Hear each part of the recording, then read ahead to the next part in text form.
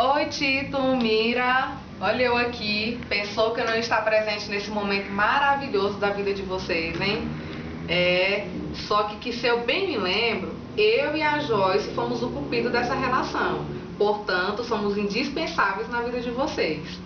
Olha, eu fiquei muito feliz ao saber do noivado de vocês, triste ao mesmo tempo, porque não posso estar aí para dar aquele abraço maravilhoso e apertado em vocês dois.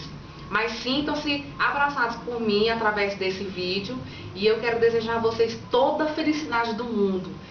Vocês são um casal que foram um exemplo desde o início da relação e é um amor que durou até hoje e agora vai se unir para sempre, porque eu tenho certeza que está sendo abençoado por Deus. Um grande abraço para vocês dois e vocês são meus amigos do peito e vão ficar aqui, ó, guardado eternamente. Que Deus abençoe vocês. Beijos. Tchau.